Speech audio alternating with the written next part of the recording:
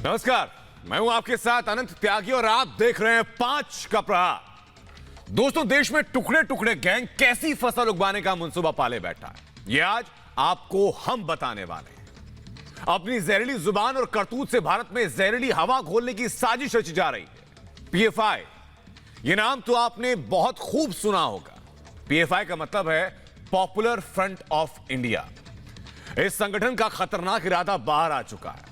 यह देश को बंधक बनाकर देश को तोड़ने की नापाक साजिश कर रहा है। केरल में एक नुक्कड़ नाटक में इस संगठन के सदस्यों ने अपना नफरती एजेंडा बता दिया और आज पीएफआई के टुकड़े टुकड़े प्रयोग पर करेंगे 5 का प्रहार।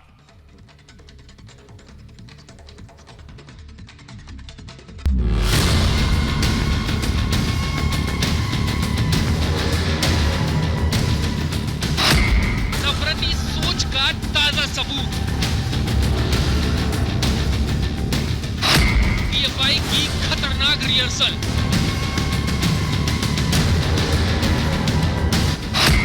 छोटे वीडियो में बड़ी साजिश। ये वीडियो बता रहा है कि पॉपुलर फ्रंट ऑफ इंडिया के सदस्य नफरत बिछाते हैं, नफरत ओढ़ते हैं, नफरत पहनते हैं और हवा में नफरत घोलते हैं। पीएफआई का ताजा वीडियो खुद चीख चीख कर पूरी दुनिया को इसके खतरनाक मंसूबे बता रहा है। इसके सदस्य देश तोड़ने का एजेंडा खुलेआम चला रहे हैं। केरल के मल्लपुरम में बीच सड़क पर पीएफआई ने देश तोड़ने वाला नापाक अभ्यास किया। अपने सदस्यों को आरएसएस का ड्रेस पहनाया और उन्हें चेन से बांधकर ले जाते हुए दिखाया। यह पीएफआई का नफरत वाला मॉक ड्रिल था। इससे पहले यूपी से पीएफआई के 2 आतंकी गिरफ्तार किए गए थे, जिसके बाद से पॉपुलर फ्रंट ऑफ इंडिया में खलबली मच गई थी।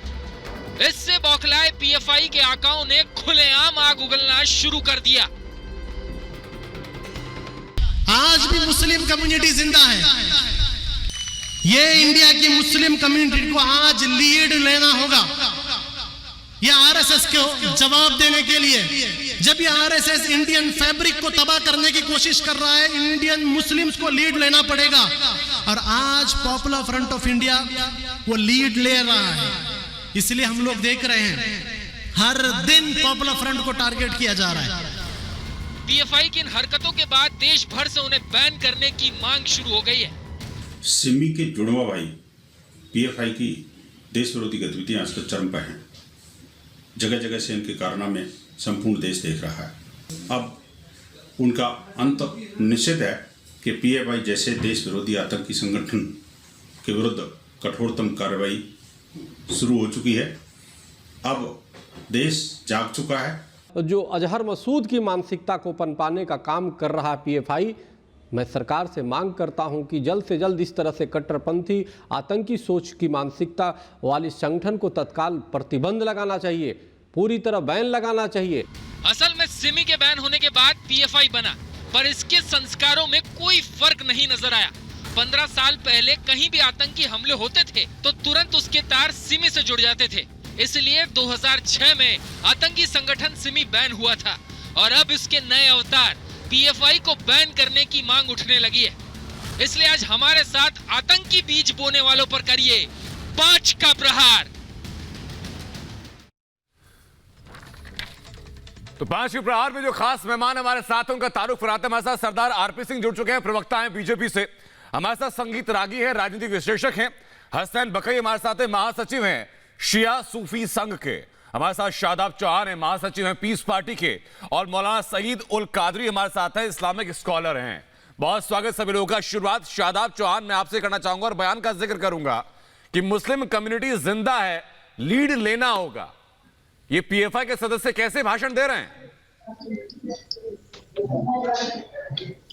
बिल्कुल, इस देश में मुसलमान भी जिंदा है, दलित भी जिंदा है, सिख ईसाई भी जिंदा हैं और सनातन धर्म के लोग भी जिंदा हैं। क्योंकि जब तक जस्टिस नहीं मिल सकता और पीएफआई को बलि का बकरा इसलिए बनाया जाता है क्योंकि उनके नाम पर राजनीति की जाती है। अन्यथा सरकारों अगर वाकई कुछ होता तो सरकार का अटॉर्नी जनरल सुप्रीम कोर्ट में जाके हलफनामा दाखिल करता कि हमारे पास ये ग्राउंड है तो उसको बैन कर दिया गया होता। अगर कोई उससे प्रभावित होता है तो बजरंग दल क्या करता है, प्रेमी जोड़ों के साथ क्या करता है? क्या नहीं कहा गया कि मुझे ये बताइए, नाम का ये कौन लोग थे? शादाब चौहान बताइए, बदरुद्दीन अहमद और फिरोज खान कौन है? ये किसी धर्म के प्रचारक है क्या? ये सामाजिक कार्यकर्ता हैं क्या? केरल में नुक्कड़ नाटक करा रहे थे, ये लोग कौन है? ये धर्म के प्रचारक हैं आपके? ये किसी धर्म विशेष के प्रचारक है? सामाजिक कार्यकर्ता है? ये मानवाधिकार आयोग के सदस्य हैं? कौन है ये लोग?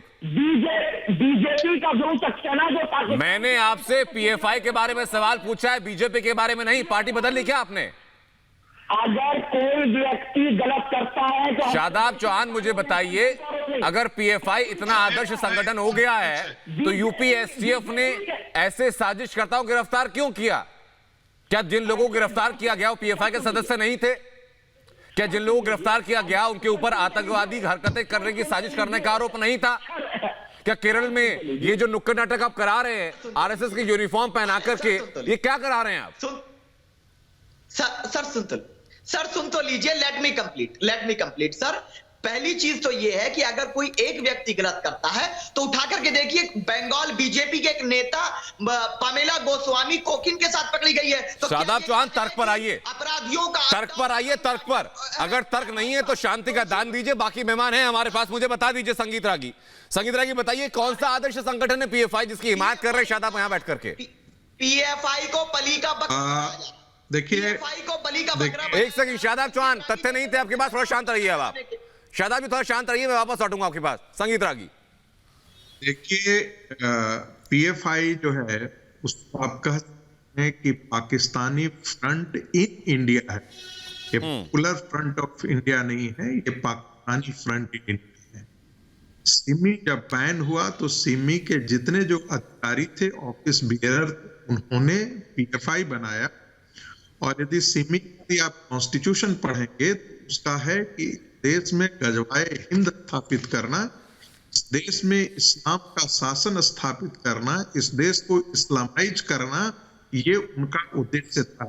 किसी संगठन के नामकरण बदल जाने से उसके उद्देश्य में कोई परिवर्तन नहीं होता है। यह एक पैन इस्लामिक मूवमेंट का हिस्सा है जो इस्लाम को, पूरी इस दुनिया को दो भागों में बांटता है, दारुल हरब और दारुल इस्लाम, जहां इस्लाम का शासन है और जहां इस्लाम का शासन नहीं है। इस देश को इस्लामिक शासन के राज्य में इस्लामिक राज्य के तौर पे बदलना, परिवर्तित करना और इस्लाम का शासन स्थापित करना सिमी का उद्देश्य था। और वही उद्देश्य सेक्युलरिज्म तो इस देश की आत्मा है ना, इस देश के संविधान की आत्मा है। क्या उस आत्मा को अब लांछित करेंगे ये लोग क्या?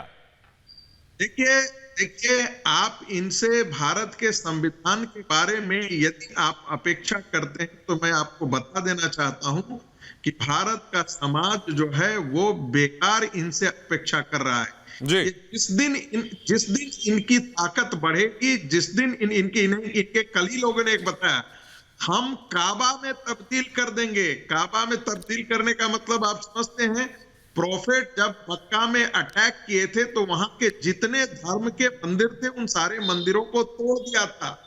यानी कि राम मंदिर को तोड़ेंगे, कृष्ण मंदिर को तोड़ेंगे, शिव मंदिर को तोड़ेंगे और यहाँ इस्लामिक राज्य स्थापित करेंगे। यही इनके आइडियोलॉजी का मैं चाहूंगा सर कि मौलाना सईद उल कादरी इस्लामिक स्कॉलर हैं, संगीत रागी साहब इस बात का जवाब दें। वो सईद उल कादरी साहब बताइए जरा कि पीएफआई के जो लोग हैं वो नफरती ओढ़ते हैं, नफरती बिछाते हैं, और ऐसे लोगों के समर्थन में फिर आप क्यों आकर खड़े हो जाते हैं? देखिए, सबसे पहले तो मैं संगीत रागी के उन जुमलों का जवाब दूंगा कि उन्होंने कहा कि हिंदुस्तान को दारुल हर्ब समझते हैं। पहले उनको ये समझाना चाहता हूं कि दारुल हर्ब वो जगह, उस कंट्री, उस मुल्क का नाम है जहां पर मजहब की पूरी मुकम्मल पाबंदी है। यानी हम नमाज नहीं पढ़ सकते। बहुत अदब के साथ कादिर साहब मैं रोकना चाहूंगा आपको और दरख्वास्त करूंगा आपसे कि पहले आप मेरे सवाल का जवाब दे दें। हिंदुस्तान दारुल हर्ब नहीं है। कादरी साहब, ये मेरी दरख्वास्त आपसे है कि पहले आप मेरे सवाल का जवाब दे दें। बता दें कि जो लोग नफरत ओढ़ते हैं, नफरत बिछाते हैं, उनके समर्थन में कादरी साहब क्यों आ जाते हैं? देखिए, मैं ना तो कोई टेररिस्ट एक्टिविटी की सपोर्ट करता हूं, ना तो कोई एक्सट्रीम आइडियोलॉजी जैसे संगीत रागी जैसे लोग हैं उनकी भी सपोर्ट करता हूं। मुझे सिर्फ डर यह है कि पीएफआई के इस प्रोपेगेंडे की आड़ में कहीं हजारों की तादाद में मासूम लोगों को परेशान ना किया जाए। मासूम लोग साहब क्यों परेशान होंगे? हैदराबाद में मुझे बताइए कादरी साहब, बम ब्लास्ट हुआ, कादरी साहब, मक्का यूपी मस्जिद में पीएफआई के 2 आतंकी गिरफ्तार किए गए। उनके नाम भी बता देता हूं। बदरुद्दीन उनका नाम था, फिरोज खान उनका नाम था। ये 2 आतंकी गिरफ्तार किए गए जो कि विस्फोट करने के, बॉम्ब ब्लास्ट करने के प्लान में थे। इनको यूपी एसटीएफ ने गिरफ्तार किया। अब आप इनको, तो मेरे ख्याल से आप इनको बेगुनाह नहीं मानेंगे। जो लोग आरएसएस की वर्दी पहना करके मारकाट करना सिखा रहे हैं, आप कम से कम उनको तो बेगुनाह नहीं मानेंगे। ये तो मानते हैं ना आप सर? नहीं, मैं आपको हमारे शहर हैदराबाद की मिसाल देता हूं कि हैदराबाद में मक्का मस्जिद जब बम ब्लास्ट हुआ तो उसके बाद करीब 80 से 100 मुसलमान लड़कों को गिरफ्तार किया गया। उनको पुलिस में बहुत अजियतें दी गई। उसके बाद जब केस चला 10-11 साल के बाद मालूम हुआ ये तो कोई राइट विंग वाले कर रहे थे, नॉन मुस्लिम्स थे जिन्होंने। कादरी साहब एक इस्लामिक स्कॉलर होने के नाते ये तमाम बाइज्जत बरी हुए। कादरी साहब, मुझे अफसोस है कि ऐसे शब्दों का मुझे इस्तेमाल करना पड़ रहा है, लेकिन इतनी सतही दलील की उम्मीद मैंने आपसे नहीं की थी। आरपी सिंह साहब, मुझे बताइए कि कानून अपना काम क्या धर्म देखकर करता है क्या? नहीं, अगर पुलिस जाती किसी को उठाने के लिए, पहले क्या उसका आधार कार्ड चेक करती है, आप कौन से धर्म के, आपका नाम क्या है? ये क्या दलील दे रहे हैं कादरी साहब बैठकर यहां पर? आरपी सिंह साहब देखिए, मैं पहले जो आपको मैं दलील नहीं दे रहा हूं, हकीकत बयान कर रहा हूं जो हैदराबाद में हुआ। सर, पुलिस ने आके उन लोगों का पहले आधार कार्ड चेक किया था क्या? अगर किसी भी घटना में कोई भी संलिप्त होगा, आरोपित होगा, या उसके बाद शक होगा, उठाया जाएगा, पूछताछ की जाएगी, कानून काम करेगा अपना। नौजवानों को जेलों की सलाखों के पीछे डाला गया। अगर कोई आतंकवादी है तो यकीनी उसको जेल के पीछे भिजाइए। कादरी साहब, किसी की शक्ल पे लिखा होता है क्या? कसूरवार है, बम ब्लास्ट अगर कोई करता है या प्लानिंग करता है, यकीनी मैं साथ दूंगा। आरपी सिंह साहब, जरा बताइए सईदुल कादरी साहब को, अगर जेल की किसी की शक्ल पे, किसी के माथे पे लिखा होता है कि वो आरोपी है या नहीं है? किसी के माथे पे लिखा होता है वो आतंकवादी है या नहीं है? जिसके ऊपर शक होगा उसको गिरफ्तार किया जाएगा, कोर्ट का ट्रायल चलेगा, सबूत पेश किए जाएंगे। सबूत अगर पुख्ता होते हैं तो अब आरोपी तय होंगे, दोषी तय होंगे, नहीं तो आप बरी हो जाएंगे। आरपी सिंह साहब, चलो सुनेंगे नहीं, इनको सुनना है नहीं, अपना ही बोलना, सुनना है नहीं। कादरी साहब, तो आज जिंदगी तबाह हो जाएगी। हो गई बात आपकी। पोटा का किस तरह गलत इस्तेमाल किया। रुकिए कादरी साहब, रुकिए, तमाम मैं लौट रहा हूं आपके पास। लोगों को मालूम है। कादरी साहब, थोड़ा सा संयम। कहता हूं कि कादरी साहब, थोड़ा सा संयम। बाकी मेहमान बोल रहे, मैं लौटूंगा आपके पास सर। भाषण का मंच नहीं है, मैं लौटूंगा आपके पास सर। आरपी सिंह साहब, कादरी साहब, ये जो आज वहां पर ये जिसका वीडियो चल रहा है, आप इसका खंडन करेंगे, इसको कहेंगे गलत किया उन्होंने, जो किया या नहीं किया। मूल बात पे आए, ये जो इतिहास को नए ढंग से प्रेजेंट किया जा रहा है कि 1921 में आरएसएस के लोगों ने वहां पर कुछ किया, उसको आप दिखा रहे हैं, ये गलत है, ये ठीक है, बता दीजिए। हालांकि 1925 में आरएसएस का काम शुरू हुआ था, आपने 1921 के हादसे को इस ढंग से दिखाया, वो बताइए ठीक है गलत है? पीएफआई ने दिखाया।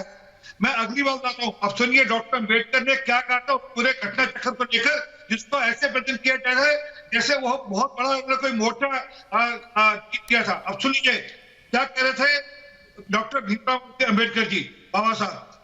मुसलमानों के हाथ में हिंदुओं को दौरा दिया गया, संघार, जबरन, धर्मांतरण, मंदिरों की बदहाली, महिलाओं पर भयंकर अत्याचार, जैसी खुली गर्भवती महिलाओं का किरना, गोली चलाना, आगजनी, सफाई, संक्षेप, अनैतिक वर्तता की सभी संगठनों को भोपालों द्वारा हिंदुओं पर स्वतंत्र रूप तब तक। अरे आरपी सिंह साहब, आपकी आवाज हम तक साफ नहीं पहुंच पा रही है। आरपी सिंह साहब, आवाज साफ नहीं पहुंच पा रही। मैं वापस लौट रहा हूं। मैं चाहूंगा कि सईदुल कादरी साहब और हसनैन बकरी साहब इस बात का जवाब दें। बकरी साहब, जरा बताइए, केरल के मलप्पुरम से जो तस्वीर सामने है, वो तस्वीर पहले मैं आपको दिखा देता हूं। उसमें होता क्या है कि अब जो अपने सदस्य उनके हैं, उनको आरएसएस की ड्रेस पहनाई जाती है और उनको हथकड़ी लगाकर चेन में बांध करके उनको वहां से ले जाया जाता है। ये नफरत घोलने की कोशिश क्यों की जा रही है? देखिए, सबसे पहले तो मैं गुजारिश ये करना चाहता हूं कि मैं किसी के दरमियान बोला नहीं था और कोई मेरे दरमियान भी ना बोले। दूसरी चीज ये कि जो पॉपुलर फ्रंट ऑफ इंडिया और पाकिस्तानी फ्रंट ऑफ इंडिया है, जो पाकिस्तानी फाइनेंशियली या तुर्की के सपोर्ट को लेकर हिंदुस्तान के अंदर जो आतंकवाद समर्पित जो एक सेल चला रहा है, जिसका भुक्तभोगी मैं पॉपुलर फ्रंट ऑफ इंडिया की इन कारकुनिंदगों का और इनके आतंक का भुक्तभोगी मैं खुद हूं। जी, ये है मेरा फोन जिससे पाकिस्तान से 7 दिन से मेरे पास धमकियां आ रही हैं, जिसमें साफ तौर से ये बोला जा रहा है कि पॉपुलर फ्रंट ऑफ इंडिया के खिलाफ बोलना बंद कर दो वरना जान से मार दिए जाओगे। कानपुर में मेरे कार्यकर्ता हमारे प्रभारी संगठन सूफी कौसर हसन मजीदी साहब को सर कलम करने की धमकी पीएफआई के लेटर से आती है, जिसका मुकदमा कानपुर में चल रहा है। यूपीएससीएफ के यूपी एटीएस के गिरफ्तार करती है। उन्नाव के सफीपुर में मैंने खुद कानपुर निवासी एक वासिफ बेग के खिलाफ मुकदमा दर्ज करवाया। उसने मेरे मोबाइल पर मैसेज करके ये कहा कि तुम्हारा सर कलम कर दिया जाएगा। अब भी अगर पॉपुलर फ्रंट ऑफ इंडिया इस्लाम का लिबास ओढ़कर और ये जो मुसलमानों का लिबास ओढ़कर बैठे हुए हैं, ये इस्लाम के भी दुश्मन है। बकई साहब, मैं वापस लौट रहा हूं। मैं चाहूंगा कि इस बात का जवाब पहले कादिर साहब दे दें। कादिर साहब, अब आप किसके साथ हैं? जो लोग इन्हें फतवे भेज रहे हैं, फोन कर रहे हैं, लेटर भेज रहे हैं, आप उनके साथ हैं, पीएफआई के साथ हैं, या फिर आप हसनैन बकई के साथ हैं? हमला करवाया जा रहा है हम पर। मैं कादिर साहब बताइए जरा, किसके साथ हैं आप? पर्टिकुलर मेरी बात सुनिए। मैं कोई किस्म की आतंकवादी गतिविधि करने वाले के, मैं खाली ये पूछ रहा हूं सर आपसे कि पीएफआई के लोग जो हसनैन बकई को धमकी दे रहे हैं जान से मारने की, आप पीएफआई के लोगों के साथ खड़े हैं या हसनैन बकई के साथ खड़े हैं? संगठन है।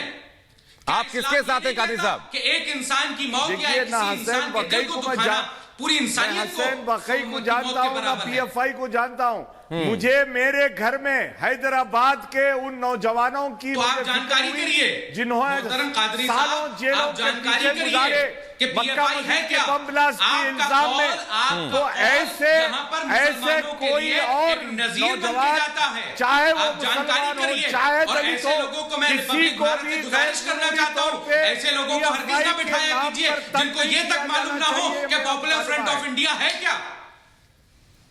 कादरी साहब, ये बात सच बोल रहे हैं आप कि पीएफआई के बारे में जानते नहीं? मुझे ये मालूम है कि मेरे, ये बात ईमान से बोल रहे हैं आप? सच बोल रहे हैं? ये बोलापन। कादरी साहब, सुन लीजिए जरा, एक सेकंड दीजिए, उसके बाद मैं चलूंगा शादाब चौहान के पास।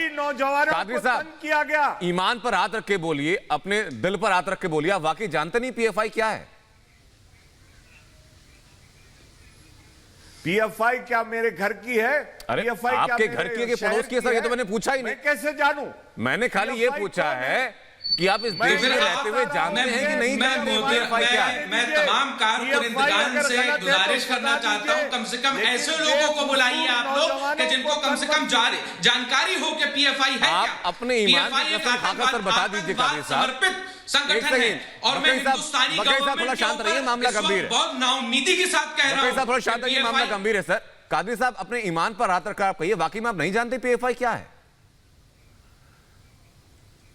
कादिर साहब, मैं आपसे ये कह रहा हूं कि मेरा खाली सवाल हाँ या ना में, जवानों को जवाब खाली हाँ या ना में आपको देना है सर। अपने ईमान पर हाथ रख के कहिए, आप वाकई के नहीं जानते या फिर जानना नहीं चाहते? नाम पर मुस्लिम और दलितों को। कादरी साहब, मैं कह रहा हूं कि आप ईमान से बताइए, क्या वाकई नहीं जानते पीएफआई क्या है? पॉपुलर फ्रंट ऑफ इंडिया क्या आप नहीं जानते? शाहीन बाग में जो प्रदर्शन चला था, पीएफआई के अकाउंट में विदेशी फंडिंग आई थी, क्या इस बात का आपको नहीं इल्म? बताइए कादिर साहब। उसके लिए फंडिंग के लिए भी मैं पूछता हूं, अगर आपके बैंक अकाउंट में हद है सर, 1 करोड़ रुपए संगीत रागी हैं तो संगीत रागी मुझे बताइए जरा कि क्या संभव है कि मौलाना सईद उल कादरी मंच पर बैठकर ये कह रहे हैं कि वो जानते ही नहीं पीएफआई क्या है? अब इतना भोलापन का क्या इलाज सर? नहीं, जिस तरह से आप जानते हैं उतना मैं ही जानता हूं, इससे आगे मैं नहीं जानता। ठीक है सर, संगीत रागी कुछ आपका ज्ञानवर्धन करते हैं भी। संगीत रागी जरा ज्ञानवर्धन कीजिए प्लीज। देखिए, पीएफआई के बारे में इस मुझे देश का मुस्लिम समाज हमेशा जानता है। जब सिम्मी आया था, जो सिम्मी के बारे में चर्चा चली थी, तब भी बहुत सारे बौद्धिक वर्ग मुस्लिम समाज के लोग कहते थे, अरे सिम्मी कहाँ है संगीत जी, ये जानबूझ करके सरकार ने इसको इजाद किया है। लेकिन देखा गया, लोगों ने देखा कि सिम्मी का क्या आतंक था, सिम्मी के क्या नेटवर्क थे। पीएफआई के नेटवर्क के बारे में एनआईए की कोई रिपोर्ट पढ़ ले वही काफी है। कैसे वो सीरिया में लोगों को भेजते हैं, केरला के अंदर से मुसलमानों को भेजते हैं लड़ने के लिए, सीरिया में लड़ने के लिए, आईएसआईएस के साथ लड़ने के लिए। जी, मुझे लगता है कि इस देश के समाज को एक बात बहुत साफ जान लेनी चाहिए। दो प्रकार के मुसलमान हैं इस देश में। एक तो हिंदुस्तान परस्त है, दुश्मन ऑर्गेनाइजेशन, एक तो हिंदुस्तान परस्त मुसलमान है और दूसरे पाकिस्तान परस्त मुसलमान अभी भी कीचड़ के कीड़े इस देश में मौजूद हैं। करने वाले हैं। जब तक आप बिल्कुल नहीं करते, बिल्कुल नहीं पीएफआई हिंदुस्तान से मोहब्बत करने वाला संगठन नहीं है और नहीं मौलाना आप हिंदुस्तान से मोहब्बत करने वाले हैं। आप सिर्फ एक ऐसे इस्लाम से मोहब्बत आप सर्टिफिकेट देंगे मुझे, जो दुनिया में नफरत फैलाती हो। देंगे आप उस इस्लाम से भी मोहब्बत नहीं करते जो दुनिया में शांति का पैगाम देती हो। नफरत नहीं फैलाते। आप उस इस्लाम के समर्थक हैं जो दुनिया में विध्वंस, सिर्फ और जो दुनिया में नफरत, जो दुनिया में हिंसा फैलाती हो। गई है। आप हर टीवी चैनल पे बैठ के सिर्फ भारत के कुरान की गलत आप तशरीह करते हैं, मुझे लगता है इस देश पर नजर रखनी चाहिए। हमारे हिंदू भाइयों के दिलों में मुसलमानों के लिए नफरत डालने का काम करने पीएफआई पर नजर रखनी चाहिए। मुझे अफसोस होता है कादरी साहब कि आप इस तरह कादरी साहब आप राजनीतिक तकरीर आप बनाते तो बेहतर होगा। सर इस्लामिक स्कॉलर हैं आप, धर्म विशेष के स्कॉलर हैं। कादरी साहब अगर आप भी राजनीतिक तकरीर देंगे सर तो लोगों के बीच में गलतफहमी बैठ जाएगी कि नेता बैठा है कि इस्लामिक स्कॉलर बैठा है। मैं वापस लौट रहा हूं आपके पास। आजाद खालिद, मैं उम्मीद करता हूं कि कादरी साहब की तरह आप ही नहीं कहेंगे कि मैं नहीं जानता पीएफआई क्या है। अगर आप जानते हैं तो बता दीजिए केरल के मलप्पुरम में कौन सा मॉड्यूल पालन किया जा रहा है। आजाद खालिद, मैं आपका नाम जान नहीं रहा हूं, अगर आप मेरी बात सुनेंगे तो पहले मुझे इतना, हाँ, मेरा सवाल आप सुन लें। मेरा सवाल पहला यह है कि ये डिबेट ओपन है या ये आपका पेड विज्ञापन है किसी सांप्रदायिक सोच वाले लोगों का? हाँ। मैं दोनों में शेयर करूंगा, दोनों में बात करूंगा। मैं आपके सवाल का बखूब उत्तर दे देता हूं सर। बात करूंगा। हो सकता है कि आपको ऐसी डिबेट में जाने की आदत हो जहां पर प्रोपेगेंडा किया जाता है, इस बात में कोई शंका नहीं है। मैं हो सकता है आप जाते हो, लेकिन फिलहाल जिस मंच पर आप हैं डिबेट ओपन है और सवाल ये हो रहा है कि पीएफआई जो कि नफरत फैलाती है उसके साथ कौन कौन लोग हैं। आप आवाज म्यूट नहीं करेंगे? आवाज म्यूट नहीं करेंगे सर, मैं तो आपसे सवाल पूछ रहा हूं। रिक्वेस्ट है आपका जो भी सवाल होगा, आपका जो भी सवाल नहीं, मैं तो सवाल पूछ रहा हूं सर। ओपन में आपसे बात करूंगा। खालिद साहब, मैं तो आपसे सवाल पूछ रहा हूं कि केरल के मलप्पुरम में जो वीडियो सामने आ रही है ये पीएफआई का कौन सा मॉड्यूल है? जी आपके ये 22 सेकंड की वीडियो है, इसके आगे और पीछे का केरल में जो मल्लापुर डिस्ट्रिक्ट बना, आपको 22 सेकंड अभी इस देश के सांप्रदायिक राजनीति का एक बहुत बड़ा अपने आप में प्रमाण है। आपको मालूम होगा कि केरल में वामपंथियों को जब इस्लामिक ताकतों ने मदद की, दूसरी बात, तो इसके एवज में मल्लापुर बात करने वाले लोगों के बहुत जिले के महिलाएं सुरक्षित नहीं है, नारी सुरक्षित नहीं है, किसान सुरक्षित नहीं है, रोजगार सुरक्षित नहीं है। अब वो लोग भी सुरक्षित नहीं है जिनकी वीडियो दिखाई जा रही है।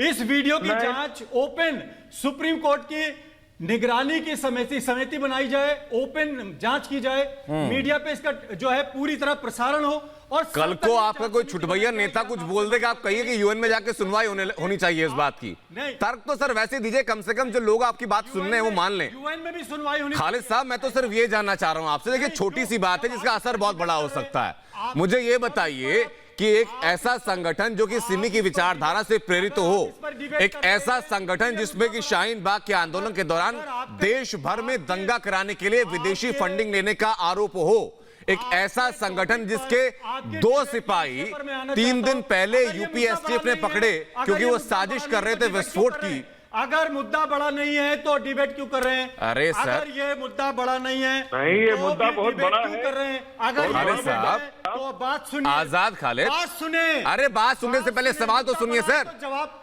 मुद्दा अपनी जवाब देने से पहले सवाल तो सुनिए आजाद खालिद।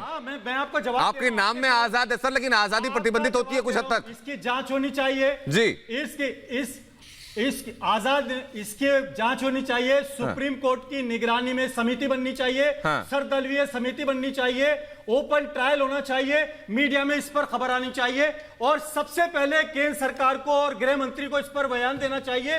डिबेट से पहले इसकी एफआईआर की कॉपी दिखाइए और यह बताइए कि अब तक क्या कार्रवाई की गई है, क्योंकि जिस सरकार में रामराज के नाम पर हमने ये उम्मीद की थी कि सुरक्षित नारियां रहेंगी, सुरक्षित किसान रहेंगे, सुरक्षित रोजगार रहेगा, साहब, वहां मैं पर गुजारिश करना चाहता हूं तो कि यकीनन ये जो इसकी आप सुप्रीम कोर्ट की ये जो आप सुप्रीम कोर्ट की समिति की बात कर रहे हैं, ये जो आप उन चीजों की बात कर रहे हैं, वो जो शायद जिस हद तक आप गुजारिश मत कीजिए, आप जांच की बात कीजिए, लेकिन सच्चाई के तौर पर जमीन पे नहीं उतर सकता। तो गुजारिश ये करना चाहता हूं कि अपना जो भी मौक़िफ़ है उसको क्लियर किया कीजिए। या तो आप ये कहिए कि हिंदुस्तान में वो ताकतें जो मुसलमानों को बदनाम करती हैं और हिंदुस्तान के खिलाफ प्रोपेगेंडा करती हैं, उनके आप या तो खिलाफ हो जाइए या तो उनके साथ हो जाइए। ये ना कहिए कि अगर उन्होंने किया, अगर ये डिबेट है, उन्होंने किया, अगर ये डिबेट और कर रहे हैं ऐसा, तो आप साफ तौर से क्यों नहीं कहते कि हाँ हम इसकी जांच कराइए। ये जांच कौन कराएगा? इसकी जांच कौन कराएगा? जांच आप कराएंगे, सर कलम करने की धमकी दी जा रही है, तो आप ये क्यों नहीं कह रहे हैं कि पुलिस जांच कराइए, इस चीज पर इसकी जांच कराएं, काम करे, 22 सेकंड के आप ये कह रहे हैं कि जांच हो जाए, सर्वदलीय बैठक हो, ये पॉलिटिकल गुफ्तगू करने की जरूरत नहीं है। आप भी एक मुसलमान हैं, जरा अपने ईमान से के साथ कहकर बताइए, क्या मेरे रसूल करीम सल्लल्लाहु अलैहि वसल्लम का ये कौल नहीं है कि अगर एक इंसान को बेगुनाह कत्ल कर दिया जाएगा तो गोया कुल इंसानियत को कत्ल कर दिया तुमने। जी। तो आज ये पीएफआई के जरिए, ठीक है बकीर साहब, मैं लौट रहा हूं आपके पास। खालिद साहब, ये हाथ में तख्ती क्या है आपकी? आजाद खालिद साहब, ये हाथ में तख्ती क्या लेकर बैठे, इसमें क्या लिखा है? मेरे हाथ में, आप पढ़कर जरा बता दीजिए, नजर नहीं आ रहा है। ये डिबेट है या विज्ञापन? हाँ, ये डिबेट है या विज्ञापन? ये सवाल पूछने के लिए आप आए थे क्या सर? डिबेट है तो आप बात को सुनिए। ये सवाल आप पूछने के लिए आए थे ना? आपका पूरा भाषण सुन लिया सर हम लोगों ने बैठ के यहाँ पर। हम आपसे आपका पूरा मनहर भाषण सुन लिया, जिसमें आपने पीएफआई के अलावा न जाने क्या क्या मुद्दों की बात कर दी। अब और कितनी आजादी चाहिए बोलने की आपको? इससे ज्यादा आजादी नहीं मिलेगी सर बोलने की। आरपी सिंह साहब जरा बताइए, आरपी सिंह साहब जरा बताइए कि मॉड्यूल बन गया कि आप हाथ में से तख्ती पकड़ दीजिए और बोल दीजिए कि पहले जांच कराइए। यानी कि जितने आरोप हैं, जितनी संभावनाएं, सबसे साइडलाइन होकर निकलने की कोशिश है क्या? ये तख्ती मैं भी पकड़ कर बैठा हूँ कि इनके दिमाग की जांच कराइए। क्या कि ये तय करके आते कि इनको क्या कहना है, इनको डिबेट के लिए कहना, ये अपना एजेंडा तय करके आते, उसी एजेंडे के अनुसार से बातचीत करते हैं। आप उनसे पूछ रहे हैं पीएफआई के बारे में, वो कहीं और बात रह जाते हैं। उनको सब पीएफआई के बात नहीं करती, जो पीएफआई के रिश्तेदार है, पीएफआई के सदस्य हैं वो लोग, ये सत्तर सब वो लोग पीएफआई के सत्तर में रहते हैं। आज दिख रहा है कि इसलिए आज ये लेकर घूमते हैं। अरे साहब, आप ये बताओ पीएफआई के बारे में क्या कहना है आपका, बताइए। बाकी छोड़िए, आप बताइए पीएफआई एक विरोधी संगठन है या नहीं है? पीएफआई को बाहर से फंडिंग हो रही है, ये बताइए आप। पीएफआई आपके चैनल को ये बताइए, पीएफआई देश में शराब कर रहा है, ये बताइए। आरपी सिंह साहब, मैं वापस लौट रहा हूँ आपके पास। आरपी सिंह साहब, मैं वापस लौट रहा हूँ। आजाद खालिद कुछ कहना चाह रहे हैं, बड़े बेचैन हैं बहुत देर से कुछ कहने के लिए। जरा आजाद खालिद को फ्रेम में लीजिए। आजाद खालिद बताइए जरा, आप क्या कहना चाह रहे हैं, मुझे बताइए। आप कह रहे हैं कि सांप्रदायिक डिबेट है, कैसे? पीएफआई का कोई धार्मिक संगठन है? ये लोग जो पकड़े गए कोई धर्मगुरु हैं क्या? अगर ये सांप्रदायिक, मुझे बताइए कि मेरे पहले सवालों का जवाब दीजिए। आजाद खालिद, सवालों का जवाब दीजिए मुझे। सवालों का जवाब दीजिए आजाद खालिद, मुझे बताइए कि पीएफआई कोई धार्मिक संगठन है क्या? पीएफआई कोई धार्मिक संगठन है क्या? आजाद खालिद, पीएफआई क्या कोई धार्मिक संगठन है? एफआईआर कराइए। आजाद खालिद, क्या कोई पीएफआई कोई धार्मिक संगठन है? ये दो लोग जो बॉम्ब ब्लास्ट के आरोपी पकड़े गए, जो साजिश कर रहे थे बॉम्ब ब्लास्ट में, यूपीएससी ने पकड़ा, ये धार्मिक नेता है क्या? ये जो बदरुद्दीन और फिरोज पकड़े गए, धार्मिक नेता है क्या? आप अपने नैरेटिव नहीं सर, सवाल पूछ रहा हूं मैं आपसे। जिन लोगों अरे सर, मैं सवाल पूछ रहा हूं आपसे। नहीं, मैं सवाल पूछ रहा हूं आपसे, सवाल का जवाब दीजिए ना। नहीं, आप सवाल का जवाब दीजिए ना। पीएफआई क्या कोई धार्मिक संगठन है? मेरे खाली दो सवाल है, बता दीजिए। पीएफआई क्या कोई धार्मिक संगठन है आपका? या दोनों जो लोग पकड़े गए, बदरुद्दीन और फिरोज, क्या कोई आपके धार्मिक नेता है क्या? मेरा सिर्फ एक सवाल, आप जवाब देने के लिए सर, रोल रिवर्सल आपका हो गया। सिर्फ एक सवाल है, हो गया। एफआईआर हुई, हाँ। इसकी एफआईआर, नहीं, इसकी बताइए, एफआईआर और इसकी जांच की कराइए सुप्रीम कोर्ट की निगरानी में, और इस पर जो है ना पूरी जांच करिए। क्यों नहीं शिकायत दर्ज कर देते आप? किसके इशारे पर ये? अगर आपको ऐतराज है, जिम्मेदार नागरिक होने का दावा ठोकते हैं, तो आप क्यों नहीं एफआईआर दर्ज करा देते सर? 22 सेकंड आपने अब तक एफआईआर क्यों नहीं दर्ज करवा दी? आप डिबेट कर रहे हैं ना। अरे मैं तो आपसे सवाल पूछ रहा हूं सर, आपको मैं तो आपसे सवाल पूछ रहा हूं, मेरा काम सवाल पूछना है। जानकारी मिली है, मेरा काम सवाल पूछना है, मैं आपसे सवाल पूछ रहा हूं। मुझे आपसे जानकारी मिली है 22 सेकंड का ये वीडियो। बहुत शानदार, ठीक है सर। अगर आपको जानकारी खाली यही इसी मंच से मिली है तो ऐसे नागरिकों के साथ मैं और चर्चा नहीं करना चाहूंगा। बहुत बहुत शुक्रिया आपका। मुझे बताइए संगीत रागी जी, मुझे जरा बताइए कि इन दोनों सवालों के जवाब देने में ऐतराज क्या है? वो आरोप लगाते हैं कि सांप्रदायिक चर्चा कर रहे हैं, हम लगातार पूछते हैं बताइए भाई पीएफआई कोई आपका कोई धार्मिक संगठन है क्या? जो लोग पकड़े गए क्या कोई आपके धर्मगुरु हैं क्या? जो लोग वहां पर केरल के मलप्पुरम में हथियार लेकर के और चेन से बांध कर जा रहे थे, क्या वो कोई पूजा अर्चना हो रही थी क्या? देखिए सबसे बड़ी बात तो यह है, इस देश का दुर्भाग्य यही है कि जो लोग धर्म के आधार पर जिन्होंने इस देश का विभाजन किया, जिनके पुरखों ने इस देश का विभाजन किया और आज भी उन्हीं नारों के साथ वो आज भी जिंदा है, उसी मानसिकता के साथ आज भी जिंदा है, इसके बावजूद वे दूसरे पक्ष पर आरोप लगाते हैं कि आप सेकुलरिज्म को नहीं बता रहे हैं। अरे जिन्होंने सेकुलरिज्म को आज तक जिंदा ही नहीं कहा, जिन्होंने सेकुलरिज्म जिया ही नहीं, जिस धर्म में सेकुलरिज्म के लिए कोई जगह ही नहीं है, वो लोग बात करते हैं, डेमोक्रेसी की बात करते हैं। आप मुझे बता सकते हैं कि पीएफआई की मानसिकता में जीने वाला इंडिया का कौन सा मुस्लिम समाज है जहां माइनॉरिटी के लिए जगह है? क्या सीरिया में है? क्या सीरिया में है? क्या अफगानिस्तान में है? क्या अन्य जगहों पर है? क्या सूडान में है? क्या अल्जीरिया में है? क्या मोरक्को में है? आप एक नाम एक इस्लामिक कंट्री बता दीजिए जहां पीएफआई की मानसिकता हो और वहां दूसरे धर्मों के लिए कोई जगह हो। यहाँ इस देश में कहना बड़ा आसान है सेकुलरिज्म है, जहां पर आपकी ताकत है वहां पर आप सेकुलरिज्म नहीं करते थे। कश्मीर के अंदर मेजोरिटी मुसलमानों की थी, वैली के अंदर मुसलमानों की मेजोरिटी थी, वहां दूसरे धर्मों के लोगों को वहां से मार मार करके भगा दिया। पश्चिम बंगाल के अंदर सीमावर्ती क्षेत्रों के अंदर बांग्लादेश से आए हुए मुसलमानों ने भारत के हिंदुओं को मार मार करके शहरों की तरफ भगा दिया। तो ये तो मानसिकता है ना साहब, ये मानसिकता कहाँ से पैदा लेती है? ये मानसिकता जो है वो रिलीजियस। संगीत रागी साहब मैं वापस आ रहा हूँ, सुबोई खान हमारे साथ जुड़ चुकी है। सुबोई खान जरा बताइए। सुबोई खान मेरा छोटा सा सवाल और मैं चाहूंगा कि संदेश आप लोगों को दे कि जब पीएफआई के बारे में सवाल पूछा जा रहा है, पीएफआई के सदस्यों के बारे में सवाल पूछा जा रहा है, तो लोग इसको धर्म से क्यों जोड़ रहे हैं? हमारे साथ जो लोग बैठे हैं, चाहे आजाद खालिद हो, शादाब चौहान हो, मौलाना कादरी हो, इसको धर्म से क्यों जोड़ते हैं पीएफआई को? जी देखिए, चोर की दाढ़ी में तिनका होता है, ये सभी लोग जानते हैं कि पीएफआई इनके आतंकवादी गतिविधियों को सपोर्ट करने के लिए एक फंडिंग ऑर्गेनाइजेशन है और उसके कभी दंगे हो तो नाम निकलता है, कभी टेररिस्ट की फंडिंग हो तो नाम निकलता है। किसी भी तरह की देश विरोधी गतिविधियों में पीएफआई का नाम बार बार आना कोई इत्तेफाक नहीं है। लेकिन एक बात मैं बोलना चाह रही हूं कि अगर आपको इतना दुख हो रहा है कि आप पंथ से या इस्लाम से क्यों जोड़ रहे हैं, तो जो वीडियोज वायरल हुई हैं जिसमें वो ला इलाहा इल्लल्लाह मोहम्मद रसूल अल्लाह के नारे लगाकर और एक तरफ ब्रिटिश यूनिफॉर्म पहनाकर और एक तरफ आरएसएस की यूनिफॉर्म पहनाकर बंदी बनाकर लेकर जा रहे हैं, वो कितना खतरनाक मैसेज दे रहे हैं। ब्रिटिश तो बहाना है, वो क्या दिखाना चाह रहे हैं? मोपला राइट के बारे में हम सब लोगों को पता है, कितना ज्यादा मास रेप, मर्डर, स्लॉटर हुआ था, काट दिए गए थे लोग।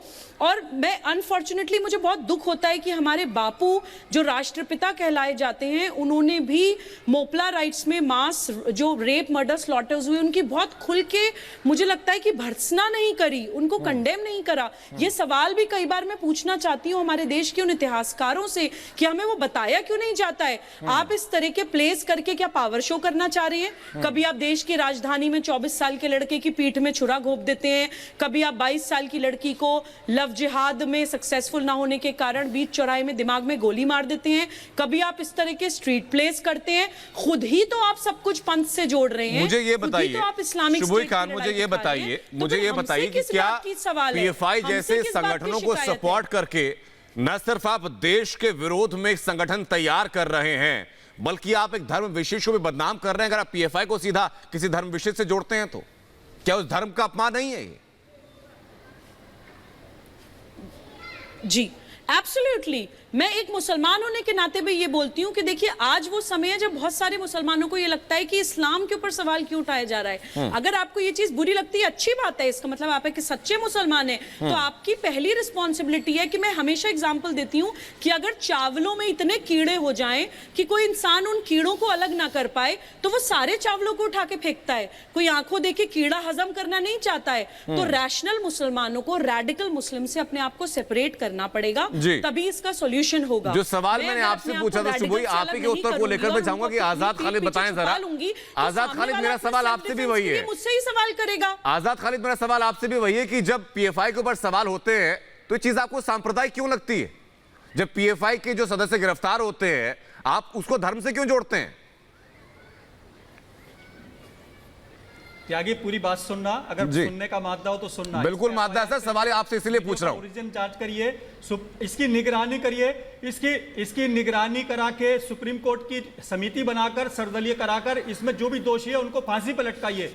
लेकिन आप मुद्दे पर आइए, आपने जिसका विज्ञापन किया हुआ उसको कर रहे हैं। मैं सिर्फ मुद्दे पर हूं आजाद खालिद साहब, आपको जिसमें मुझे लग रहा है कि आज आप डिस्टर्ब हैं, थोड़ा सा आप समझ नहीं पा रहे हैं इसकी जांच। मेरा सवाल आजाद खालिद साहब, देखिए बेहद अदब के साथ मैं आपसे फिर पूछ रहा हूं, बेहद अदब के साथ और बेहद मादे के साथ आपको सुनने के मैं फिर सवाल पूछ रहा हूं आपसे। सवाल सिर्फ ये है कि जब पीएफआई की बात की जाती है तो ये आपको चर्चा सांप्रदायिक क्यों लगती है?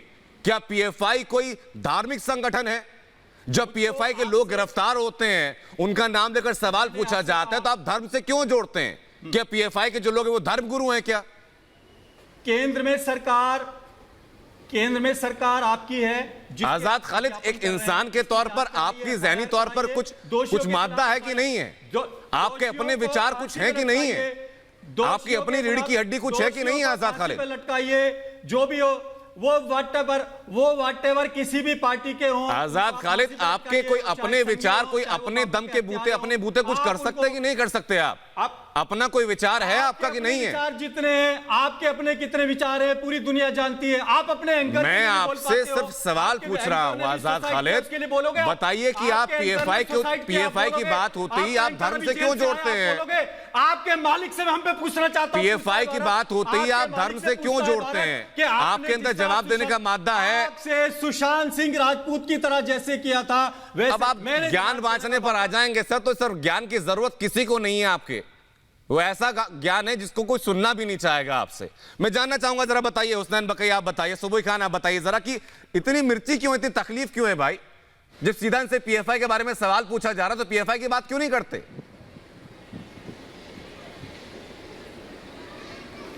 अरे हम करेंगे बात, हम करेंगे जी, बताइए जरा। मानसिकता है, ये मानसिकता इस किस्म की है कि जो अपने अलावा किसी और की सुनना नहीं चाहते, इनके लिए हिदायतन सिर्फ एक चीज कह सकता हूं, और डंके की चोट पर मैं ये कहता हूं, आ रहा हूं शादाब खान, बकई साहब बात पूरी करें। शादाब, मैं आपके पास आ रहा हूं। हो जाओ या तो यहां से चले जाओ। जी जी जी, बकई साहब पूरी कीजिए।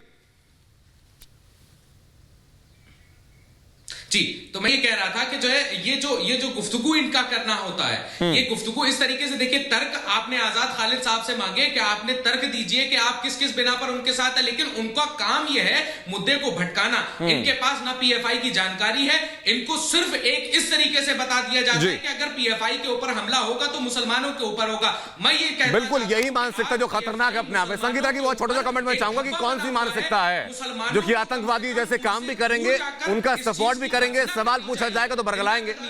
संगीत रागी, देखिए आपने उपसंहार एक तरीके से बोल दिया है। ये उसी तरीके से पाकिस्तानी परस्त होकर के उसी मानसिकता से काम करेंगे, और जब आप उसकी तरफ इशारा कर दें, इंगित कर दें, उनको एक्सपोज कर दें, तो वो कहेंगे कि देखिए हमको इस्लाम को, हमारे इस्लाम को बदनाम कर रहे हैं। अरे भाई, आप इस्लाम के नाम पर, प्रॉफिट के नाम पर आप जो है वो आर्मी और एक्सट्रीमिस्ट ऑर्गेनाइजेशन खड़ा करते हैं।